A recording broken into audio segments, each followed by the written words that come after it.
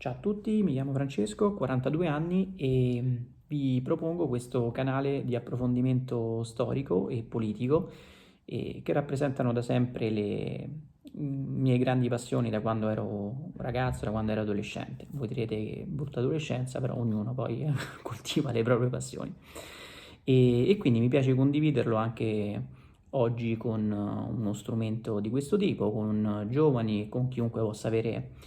possa essere interessato a tematiche di questo tipo. Non sono uno storico di professione e ho fatto studi di quel tipo, diciamo, di tipo storico-politico, poi però strade lavorative mi hanno portato da tutt'altra parte, ma ho continuato a coltivare questa mia passione tramite letture e approfondimenti e quant'altro, e scrivendo anche articoli di questo tipo, sia su giornali, sia su blog, su siti, eccetera. E oggi, ecco, mi piace invece proporvi questo canale con un intento un po' particolare, quello di vedere se è possibile leggere elementi, pillole di storia, soprattutto contemporanea, e di politica, con un taglio il più possibile oggettivo. Non perché la storia o la politica non debbano invece essere interpretate, perché invece sono un fautore delle identità forti, quindi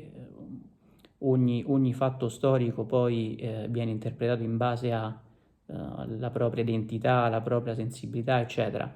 Però per cercare di dare delle linee guida, diciamo, oggettive su determinati fatti, che possano poi permettere a ognuno di dare un'interpretazione il più possibile libera, autonoma, in base alle proprie inclinazioni, in base ai propri ideali, in base alla propria identità. E sono sempre rimasto affascinato da uno storico come Renzo De Felice e da un approccio il più possibile realistico, oggettivo, legato ai fatti, e sul leggere in maniera più ampia possibile fenomeni complessi. Non parliamo solo del fascismo come in questo caso, ma di tanti altri momenti di storia nazionale che ancora oggi invece sono assolutamente divisivi e su cui non si riesce a dare una lettura univoca, neanche a tanti anni di distanza. E oggi vi propongo una prima pillola, perché parliamo ovviamente di piccoli interventi di questo tipo, perché non sono il barbero della situazione, vi volevo proporre una domanda che mi ha fatto mio figlio pochi giorni fa, un adolescente frequente il liceo, e la domanda è stata: papà, ma ho visto che i fasci di combattimento, il fascismo delle origini, diciamo, nato nel marzo del 19, avevano un programma in cui si parlava addirittura di suffragio universale, di voto quindi alle donne, di distribuzione della terra. Ma è possibile? La domanda era assolutamente lecita, perché nel cliché tradizionale è impossibile che tutto ciò che sa di fascismo possa avere possa avere queste caratteristiche. E perché il fascismo è frutto della reazione, è frutto della reazione appunto del grande capitale, degli agrari, degli industriali, al biennio rosso, cioè il grande tentativo di portare anche in Italia la rivoluzione dei Soviet, che nel 17 aveva preso potere nell'Unione di Russia, formando poi l'URSS, e, e quindi nella lettura passata poi alla storia, il fascismo in blocco deve essere interpretato come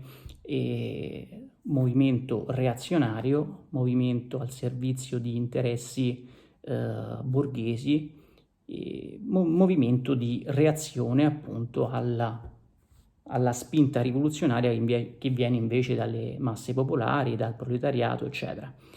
E invece una lettura oggettiva, storica di quegli eventi, parliamo in questo caso di un periodo ben preciso, cioè stiamo parlando esclusivamente della nascita dei fasci di combattimento, quindi di un fascismo delle origini. E se andiamo ad approfondire, dati alla mano, studiando quel manifesto, ci rendiamo conto che effettivamente la risposta alla domanda che ha fatto mio figlio è sì, è possibile. Quel programma riporta infatti tra i punti chiavi l'idea di estendere, appunto, anzi di portare un suffragio universale che fino a quel momento sappiamo non esserci, si parla di distribuzione delle terre, si parla addirittura di nazionalizzazione di settori fondamentali dell'economia come quella degli armamenti. Ricordiamo che l'Italia veniva dalla catastrofe, ma anche dalla vittoria della Prima Guerra Mondiale. Si parla di partecipazione dei lavoratori alla gestione dell'impresa, quindi di forme di socialismo in un certo senso. È un programma in effetti ampiamente socialisteggiante, è un programma rivoluzionario, è un programma addirittura libertario, direi in alcune parti addirittura anticlericale. Si parla in maniera piuttosto forte in un paese come l'Italia, con la presenza del Vaticano, con una questione romana ancora molto lontana dall'essere risolta, in cui una parte dei cittadini vive l'appartenenza allo Stato unitario come un qualcosa che va in conflitto con la propria fede religiosa. Si parla di confische, per esempio, dei beni ecclesiastici, quindi con temi assolutamente di tipo libertario e anticlericale. E com'è possibile tutto ciò? Non c'è da stupirsi, è il frutto semplicemente appunto di un'oggettiva realtà del fascismo delle origini che in quanto fondato innanzitutto da un certo Benito Mussolini, che quindi è stato fino a pochi anni prima non solo il leader della sinistra massimalista all'interno del Partito Socialista, della sinistra interventista, dell'ala quindi rivoluzionaria del Partito Socialista, è stato il direttore del suo quotidiano di lotta e di battaglia, l'Avanti,